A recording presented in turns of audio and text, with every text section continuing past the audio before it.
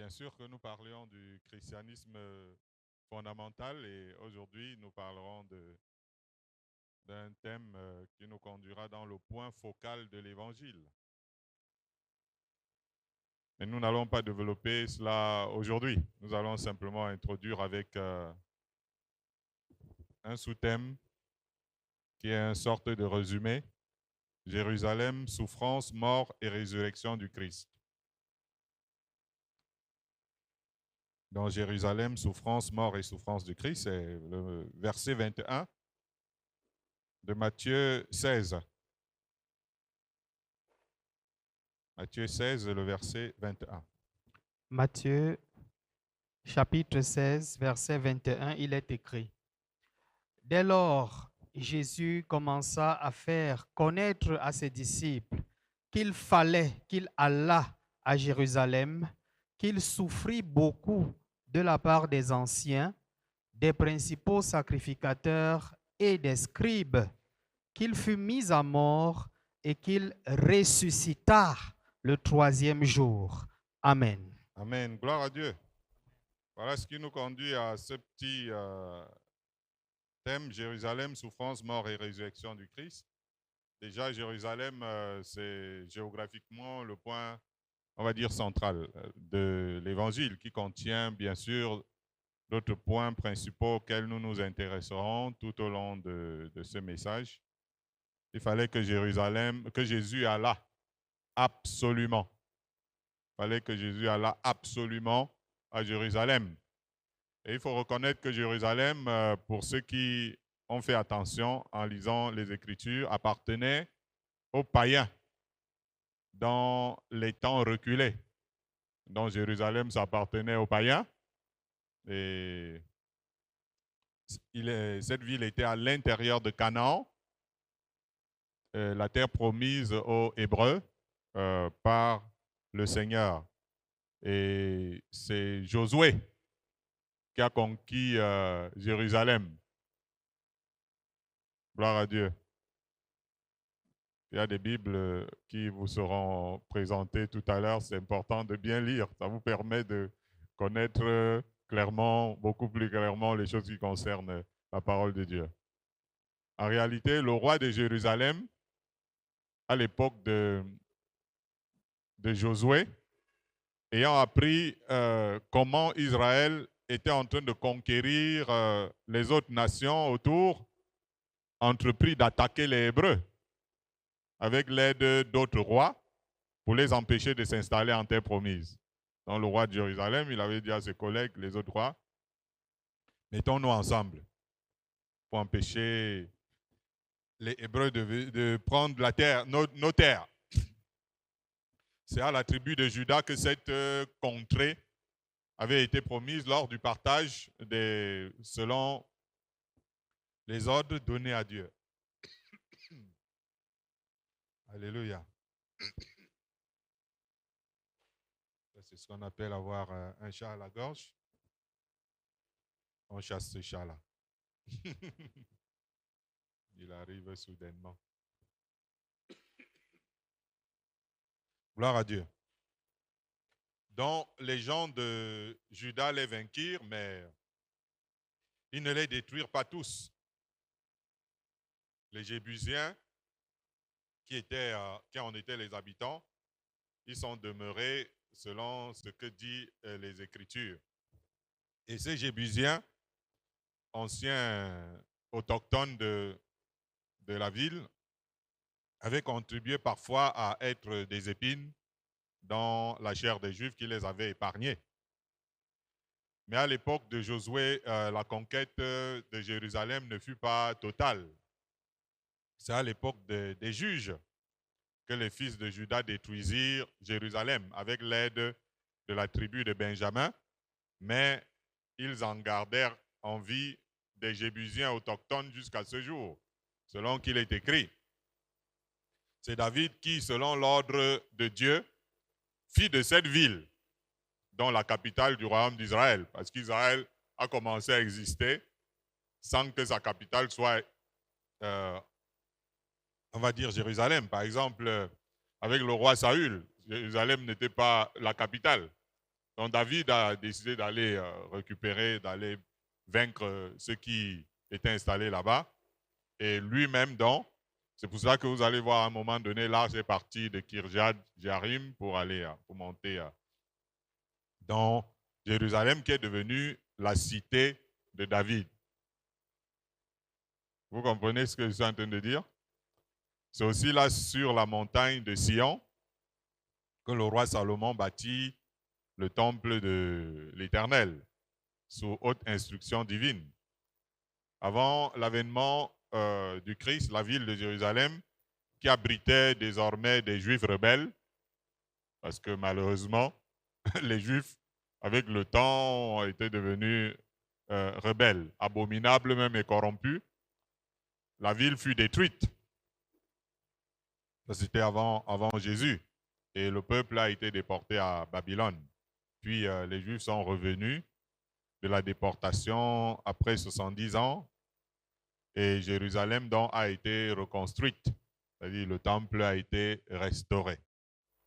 Et David déclare: de ton temple tu règnes sur Jérusalem. Les rois t'apporteront des présents. Cela relève, ça veut dire, ça révèle le désir de Dieu à travers le Christ de dominer les nations à partir de Jérusalem. C'est le lieu le plus important pour Dieu sur la terre. C'est pourquoi le Seigneur dit: si je t'oublie, Jérusalem, que ma droite m'oublie. Alléluia.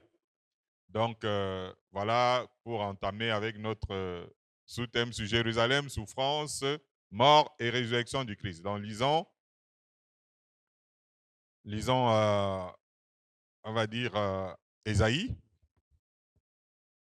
53, 3 à 5, 8 et 10. Ésaïe chapitre 53, versets 3 à 5, il est écrit: méprisé et abandonné des hommes, homme de douleur et habitué à la souffrance, semblable à celui dont on détourne le visage, nous l'avons dédaigné. Nous n'avons fait de lui aucun cas. Cependant, ce sont nos souffrances qu'il a portées. C'est de nos douleurs qu'il s'est chargé et nous l'avons considéré comme puni, frappé de Dieu et humilié. Mais il était blessé pour nos péchés, brisé pour nos iniquités. Le châtiment qui nous donne la paix est tombé sur lui et c'est par ses meurtrissures que nous sommes guéris. Versets 8 à 10. Il a été enlevé par l'angoisse et le châtiment.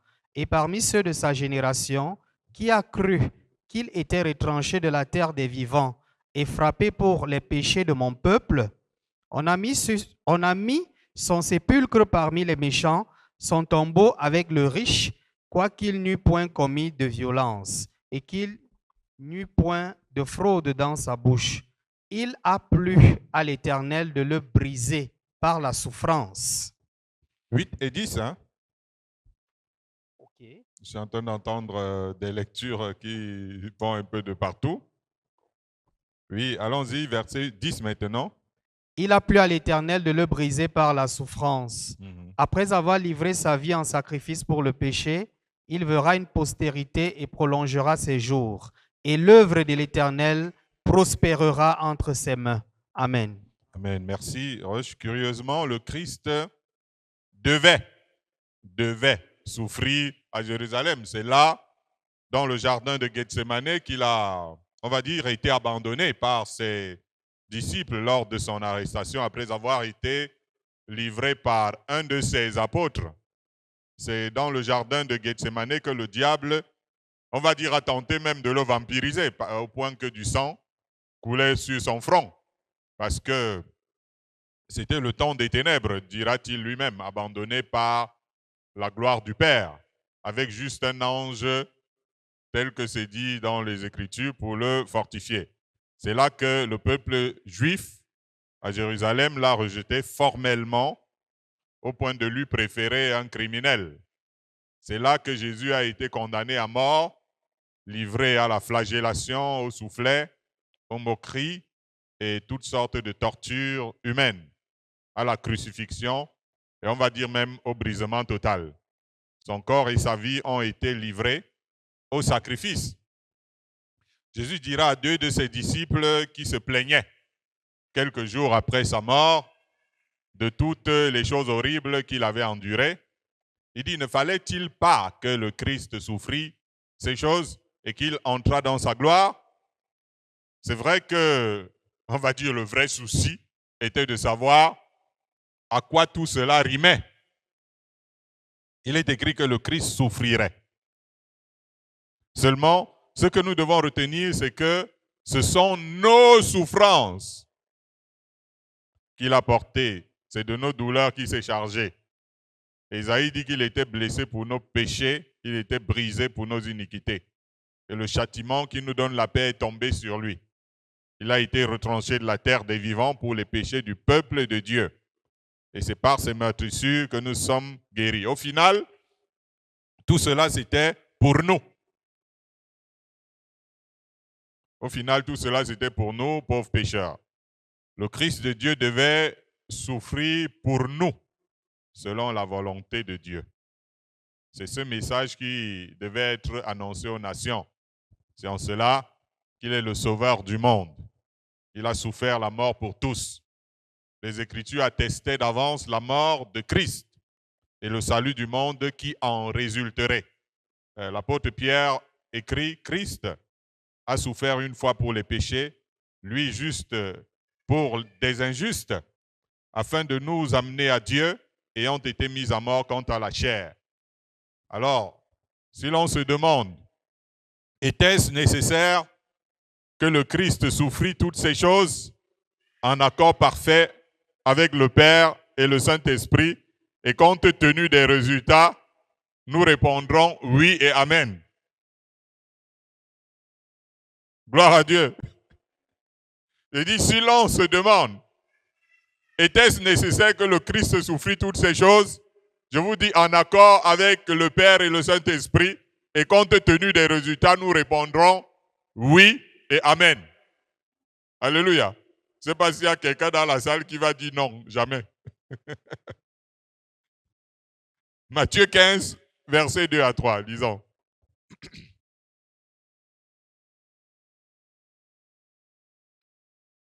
Lisons Matthieu 15, versets 2 à 3.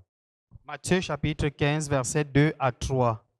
Pourquoi tes disciples transgressent-ils la tradition des anciens, car ils ne se lavent pas les mains quand ils prennent leur repas?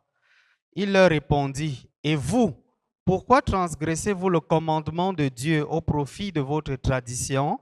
Amen. Amen. Alors, parmi ceux qui en voulaient à mort à Jésus, il y avait les anciens du peuple. Il dit, le Fils de l'homme va aller à Jérusalem, il souffrira de la part des anciens. C'était en fait des chefs comme on peut en voir aussi un peu partout dans notre monde. Ils étaient en même temps aussi des chefs traditionnels, ils étaient en même temps des gardiens de la tradition aussi. Ils avaient constaté que les disciples de Christ transgressaient. C'est trop dire. Ou plutôt, n'observaient pas les traditions. Et c'est important de comprendre pourquoi le côté humain ces personnes ont voulu faire mourir Jésus. Jésus, lui, avait constaté que les anciens transgressaient la parole de Dieu. Ils allaient à l'encontre de cette dernière. Malgré qu'ils connaissaient les Écritures, étant religieux, ils transgressaient les commandements de Dieu. Autrement dit, ils avaient hissé leur tradition au-dessus de la parole de Dieu. Ils préféraient transgresser la parole de Dieu au profit de leur tradition. Tout ce qu'ils faisaient, ils le faisaient soigneusement, conformément à leur tradition. Mais ils avaient constaté que les disciples de Christ ne suivaient pas du tout la tradition des anciens. Alléluia. Ce n'est pas par hasard qu'ils vont s'en prendre à Jésus. C'était un vrai problème pour eux de voir les disciples de Christ ne pas suivre la tradition des anciens. Le pire, c'est qu'ils finirent par en vouloir à mort Jésus. Ils avaient commencé à tenir des réunions secrètes dans le but de le faire arrêter. C'est eux qui utilisaient leur autorité pour monter leur population contre le Fils de Dieu. Ils tinrent conseil avec d'autres autorités parmi le peuple après l'arrestation du Christ pour le faire mourir. C'est eux aussi qui, avec les autres complices, persuadèrent la foule de demander Barabbas le brigand plutôt que Jésus, et la foule les écouta. Après avoir crucifié le Seigneur, ils vinrent au pied de sa croix pour se moquer ouvertement de lui. Ils étaient très heureux d'avoir exécuté Jésus.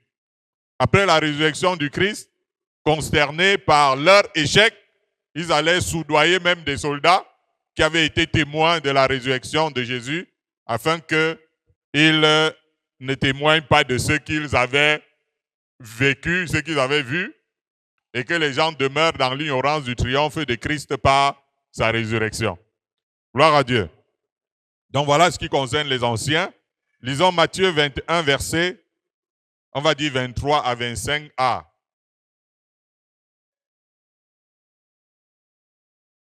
Lisons Matthieu 21, 23 à 25a.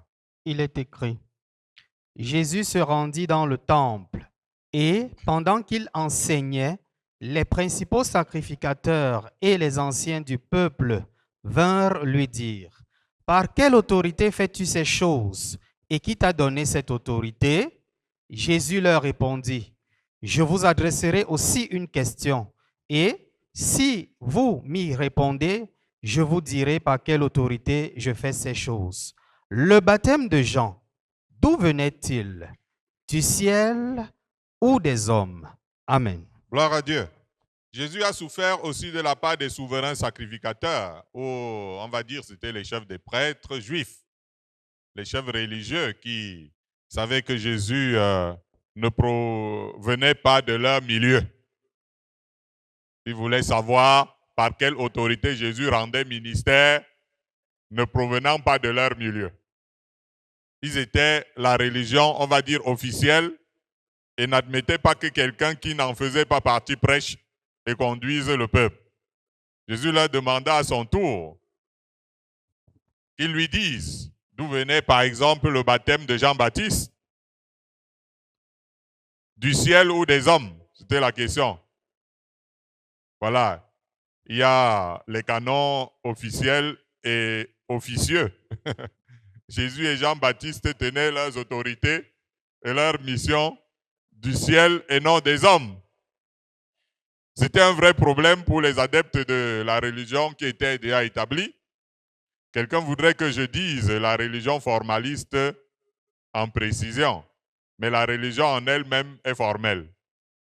La vocation céleste, le sacerdoce, est informel, parce que Dieu ne passe pas par des canons officiels pour appeler quelqu'un à le servir.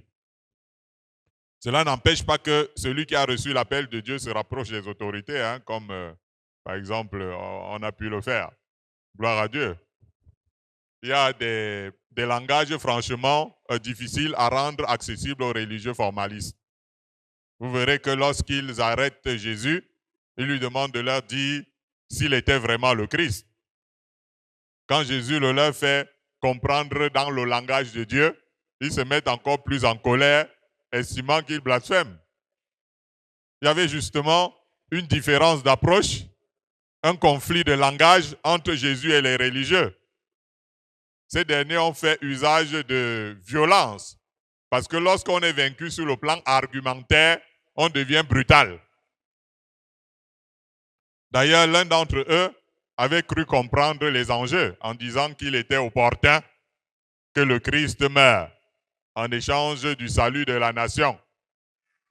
Son langage, en réalité, était politique. Ça n'a pas empêché que les Romains viennent les détruire après. N'est-ce pas? Mais il avait le mérite d'être prophétique, un peu comme ce qui est sorti de la bouche de l'âne de Balaam. Je veux dire, si en effet ce Caïphe avait compris vraiment ce qui sortait de sa bouche le jour-là, il ne se serait pas ligué plus tard contre les apôtres de Christ dans le livre des Actes des Apôtres. Vous voyez, comme ils avaient demandé au maître, ils posaient la même question aux premiers apôtres. Vous allez lire dans le livre des Actes des Apôtres. Par quel pouvoir ou au nom de qui avez-vous prié pour ce monsieur qui a été guéri? Vous voyez que la comparaison avec l'âne de Balaam plus haut n'était pas exagérée. Parce que Caïphe qui avait prophétisé qu'il faut qu'un seul homme meure pour que la nation soit sauvée, curieusement, c'est le même Caïphe qui continue de combattre les apôtres plus loin. On se rend donc compte qu'une parole est sortie de sa bouche comme une parole était sortie de la bouche de l'âne de Balaam. Ça veut dire que au moment où il se retrouve face aux apôtres, l'âne récupère son cerveau. Comment voulez-vous que quelqu'un se dise serviteur de Dieu et son autorité ne vienne pas du ciel? Hein? Dites-moi un peu. Ne dit-on pas notre Père qui est aux cieux?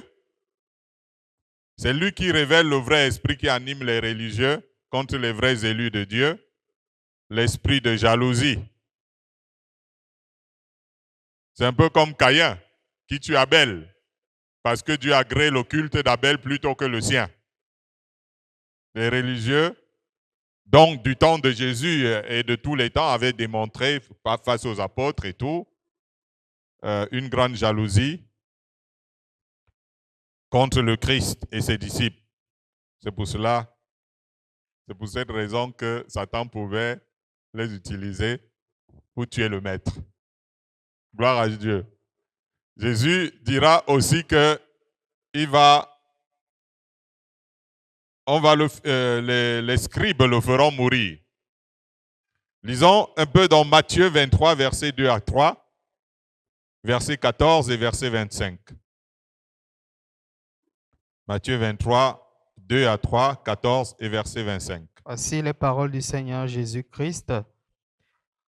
Les scribes et les pharisiens sont assis dans la chaire de Moïse. Faites donc et observez tout ce qu'ils vous disent, mais n'agissez pas selon leurs œuvres, car ils disent et ne font pas.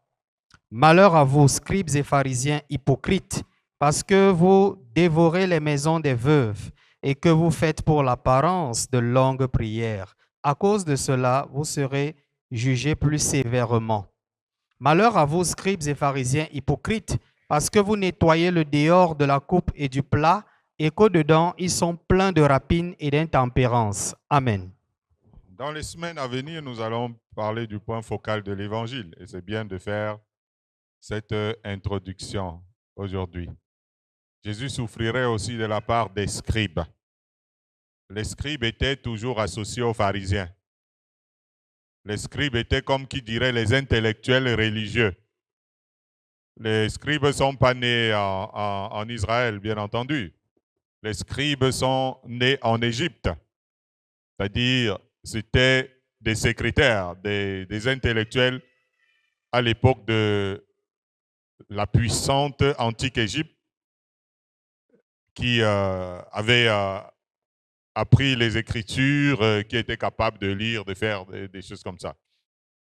Donc, on va dire que les scribes juifs étaient des intellectuels religieux et les pharisiens, eux, étaient tout simplement des théologiens ou docteurs d'Israël, c'est-à-dire docteurs en théologie juifs.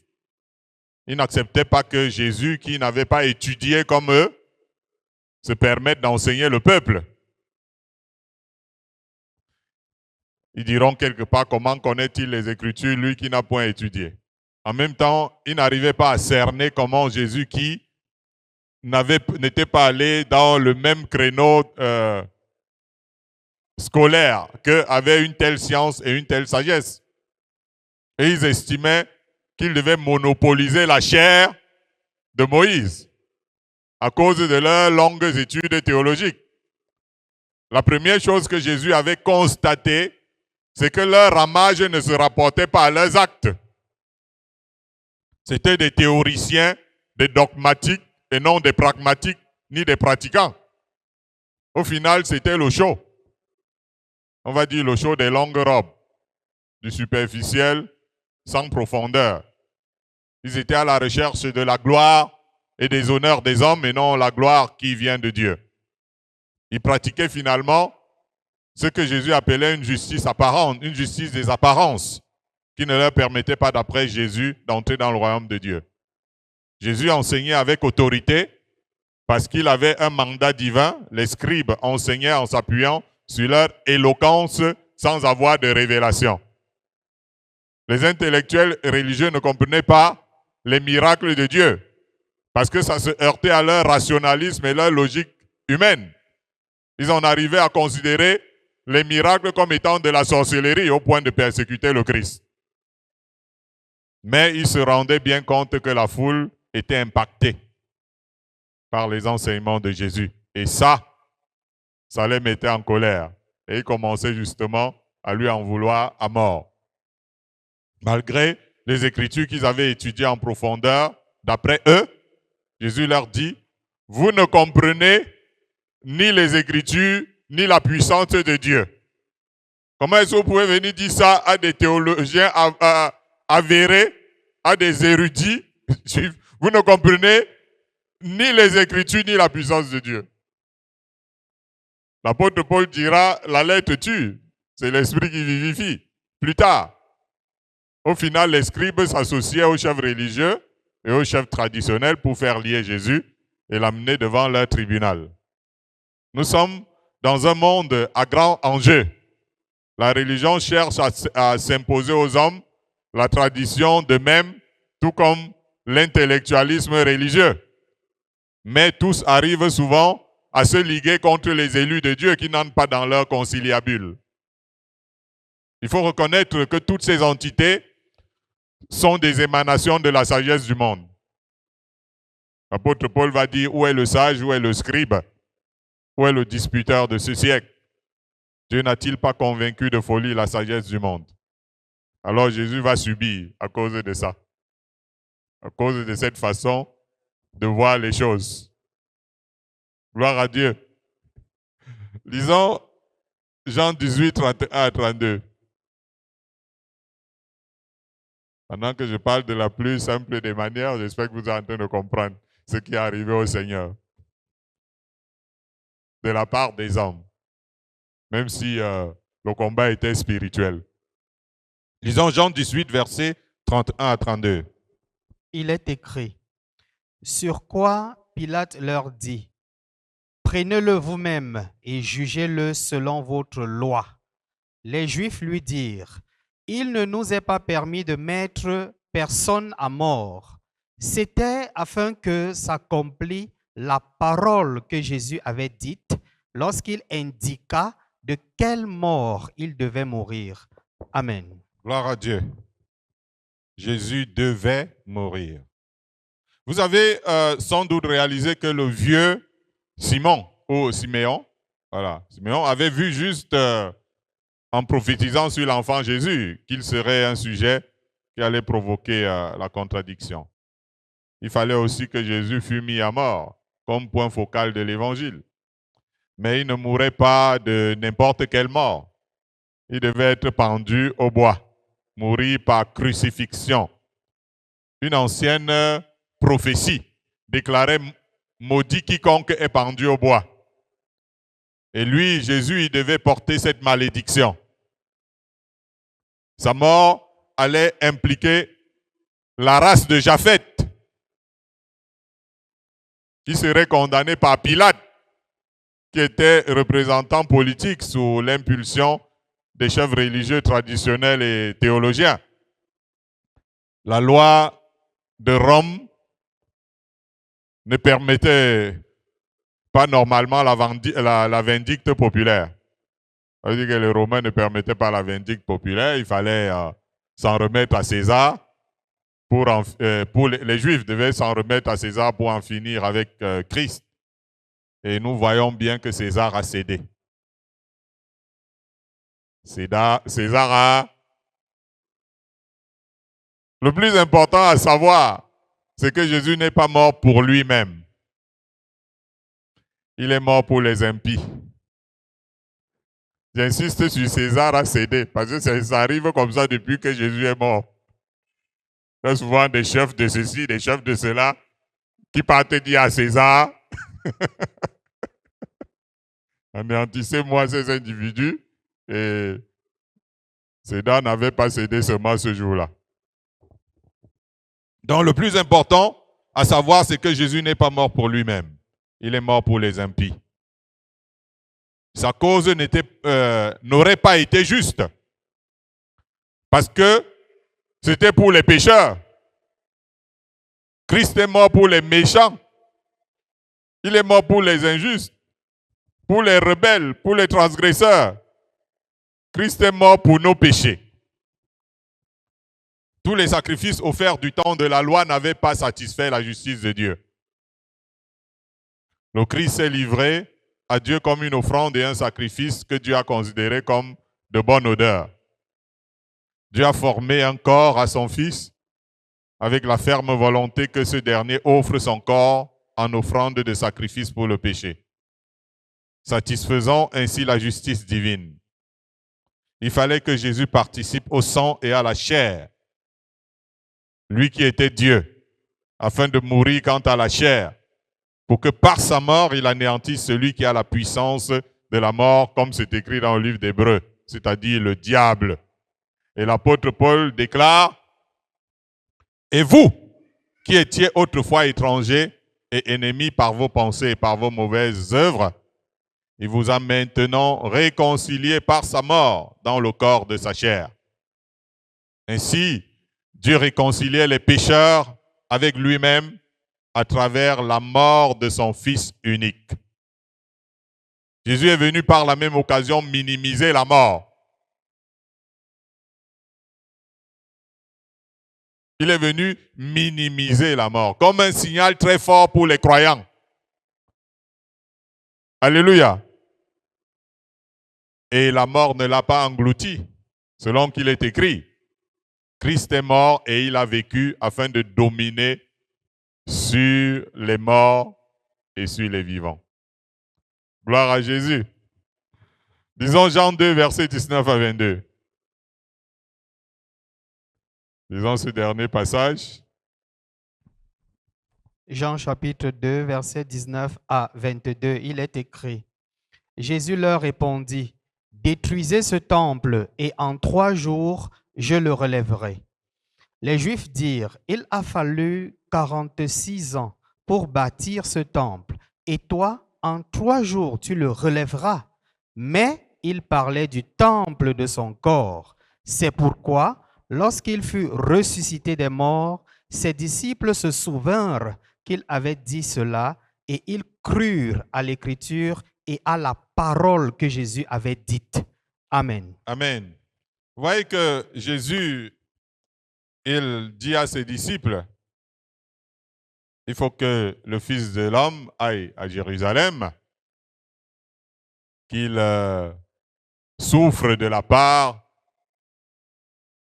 des anciens, des sacrificateurs, des scribes, et qu'il soit livré à la mort. Et puis le 3e jour, il va ressusciter. Ici, c'est carrément, lorsque Jésus est en train de parler ici, avant sa mort, à tout ce beau monde que nous avons cité. Il dit, détruisez ce temple et en 3 jours, je le relèverai.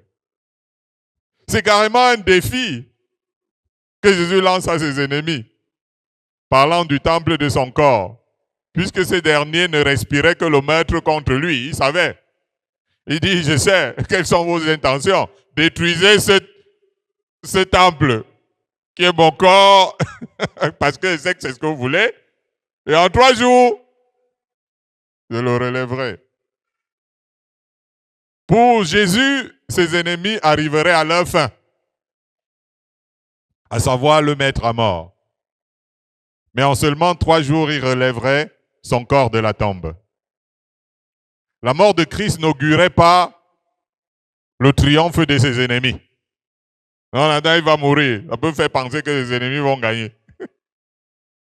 Ce serait une lésion temporaire que lui infligerait le serpent sur le talon, comme ça avait été dit, mais qui provoquerait l'écrasement de la tête du serpent ancien. Jésus le dit exprès, afin que tous sachent qu'il est la résurrection et la vie, de sorte que ceux qui croiraient en lui vivent au-delà de la mort. Les pauvres ennemis du Christ avaient oublié la prévision que Dieu donnait de la résurrection du Christ en déclarant par David, comme Pierre le leur rappelle dans le livre des Actes, que son bien-aimé ne verrait pas la corruption, autrement dit, son corps serait restauré avant putréfaction, seulement après 3 jours. Ce n'est pas seulement sa mort qui était prévue, mais aussi sa résurrection, afin que tous sachent que c'est par le nom de Jésus-Christ et nul autre que les hommes seraient sauvés. Beaucoup de croyances existent dans le monde, mais Jésus, notre Seigneur, a été déclaré et confirmé Fils de Dieu avec puissance par sa résurrection d'entre les morts. Le salut est offert à quiconque confesse le Seigneur Jésus-Christ et croit que Dieu l'a ressuscité des morts. Pierre dit que la résurrection de Jésus-Christ d'entre les morts, par cette résurrection, Dieu a régénéré les croyants par une espérance vivante. Jésus a réellement détruit la mort. Et comme le dit Paul, il a mis en évidence la vie et l'immortalité par l'évangile. La mort n'a plus de pouvoir sur le Christ ressuscité, comme il pouvait l'avoir sur son corps mortel avant la résurrection. Maintenant, il nous faut comprendre l'infinie grandeur de la puissance de Dieu. Il nous faut comprendre, comme dit Paul, l'efficacité de la force de Dieu qu'il a déployée en Jésus par la résurrection afin de faire asseoir un tel phénomène à sa droite dans le royaume des cieux. Dieu a rendu cette puissance disponible pour nous. Christ est désormais assis à la droite de Dieu et il intercède en notre faveur. Nous avons un grand intercesseur qui a vaincu la mort, qui est revenu à la vie et qui est monté dans les cieux. Alléluia. Et il peut intercéder pour nous par les mérites de son propre sang qu'il a versé pour nous à la croix. Il ne nous a pas laissés orphelins d'ailleurs. Il nous a donné son Esprit Saint. Et l'apôtre Paul de dire, si l'Esprit de celui qui a ressuscité Jésus d'entre les morts habite en vous, celui qui a ressuscité Christ d'entre les morts rendra aussi la vie à vos corps mortels par son Esprit qui habite en vous. Alléluia! Et c'est cet esprit qui habite en nous qui a détruit le chat qui était dans ma gorge qui voulait venir empêcher la prédication. Alléluia. Alors, gardons un moment de silence, essayons de réfléchir sur ce que nous avons entendu.